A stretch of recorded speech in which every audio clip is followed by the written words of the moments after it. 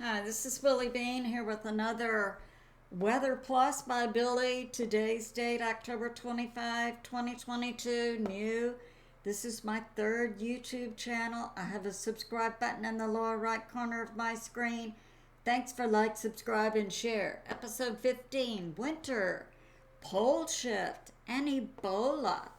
Some of my sources are God in the Bible, Patriot Subscribers, Suspicious Observers, Hurricane Track, Direct Weather, Ryan Hall, y'all, and other sources. So let's get started. Okay, what we have, I have a Patriot Subscriber, yeah.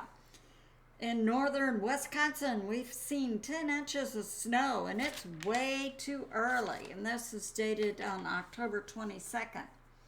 I have another Patriot subscriber. It's talking about, in my last episode, I covered about an animal change that involved bear and wolverine. It was a change in wolverine behavior in the Grand Tetons in Wyoming. They had gone from being solitary animals to hunting in packs, and also from hunting at night to hunting in the daytime, and were after a grizzly bear and her cub. I submit earth changes are going on, and I believe we will see it reflected definitely in changes in animal behavior. Now, this Patriot subscriber somewhere in the United States says that she watched for hours when the monarch butterflies were in trees, and they had migrated to a warmer climate, but she said they committed suicide by diving from the trees into the ground.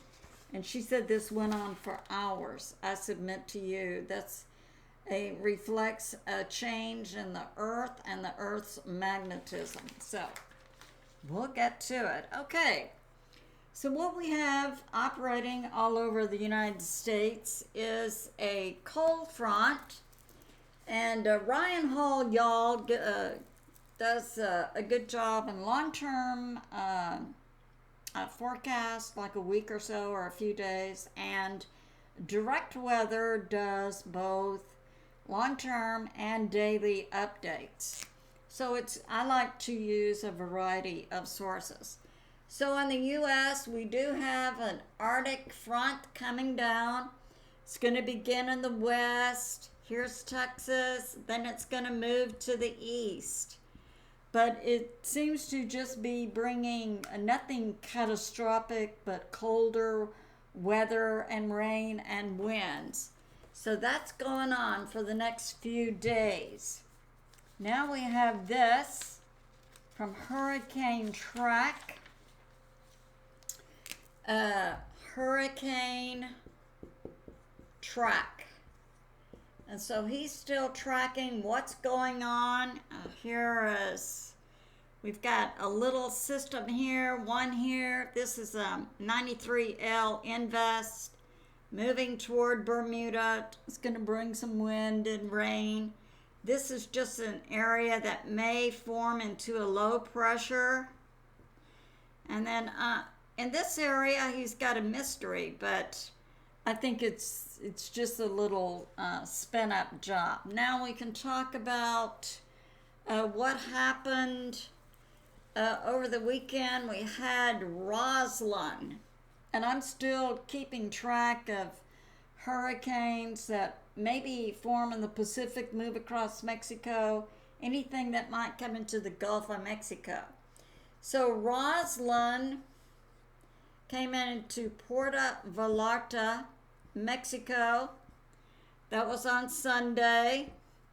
I think there were 2 deaths associated with it. And it brought rain and high winds, but nothing like a storm surge. It came in as a Cat 3 and then immediately went down to a tropical storm. So we'll have to see if it's going to move across Mexico and go into the Atlantic to form something. Okay, Suspicious observers. This information is coming out about a pole shift. And I submit this relates to Earth changes. Now, we have Antarctica. So we have the South Pole, according to Ben Davidson, with suspicious observers moving toward Australia.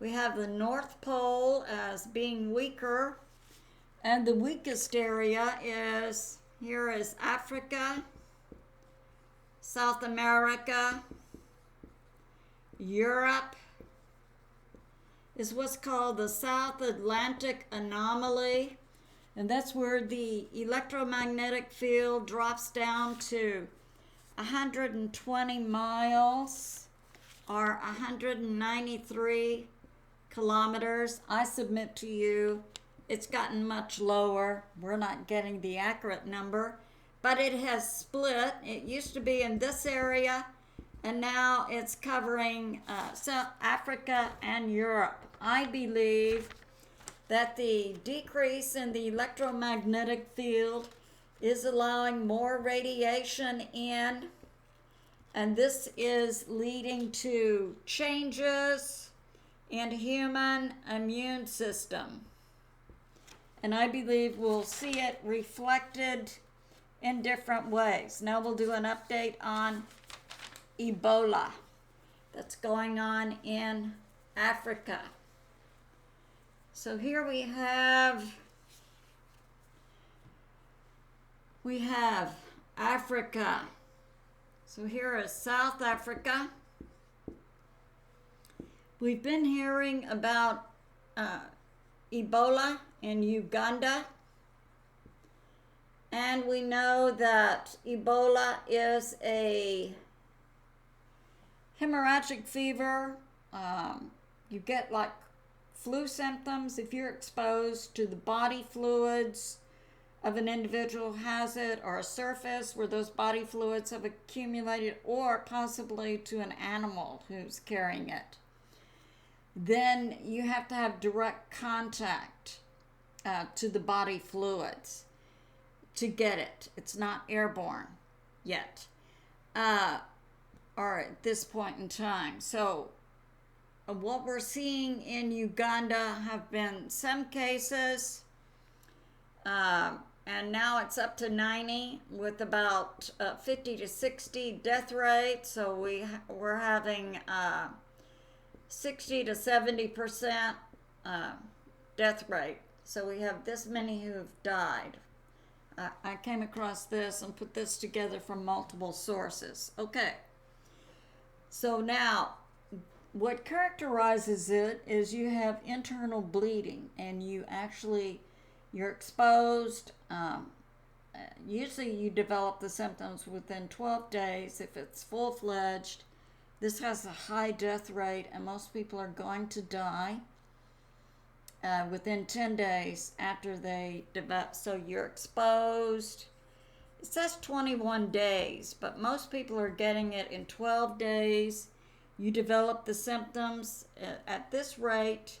Within 10 days, most people are passing away from internal bleeding, and the bleeding comes out all body openings, your mouth, your nose, your ears. Well, just this week in South Africa, these people are not being diagnosed with Ebola, but they are dying children from bleed out, and they just pass out and bleed out.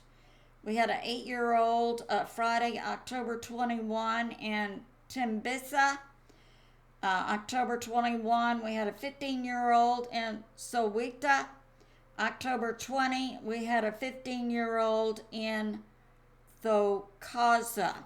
So in this area, Tembisa, Soweto, and Thokoza, all children, one 8-year-old and two 15-year-olds, just suddenly pass out and bleed out and die. That looks like Ebola. So now We have an increase in the cases in, it started out in Mubimbi, and now it's in Kampala. That's the capital of Uganda.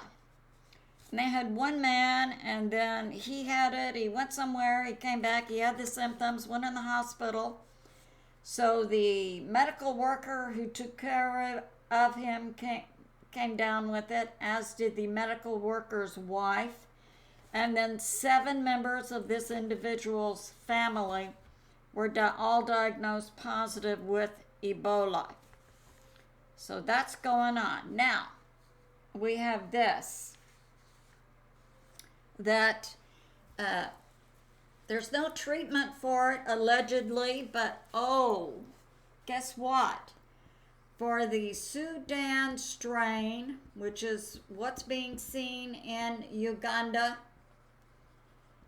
suddenly Merck says they have in their freezers 100,000 pharma for the arm that's designed for Sudan strain.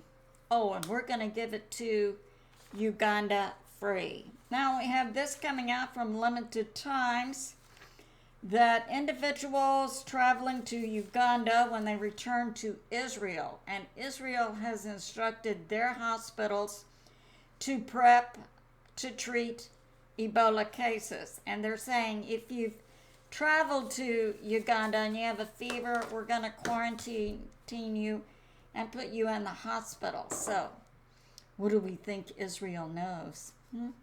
And how about Merck just conveniently having 100,000 pharma for the arm in their freezer, when the Sudan strain just came out a few years ago and allegedly there's no treatment for it? So, we the people are waking up around the earth. We saw that event in 2020, didn't we?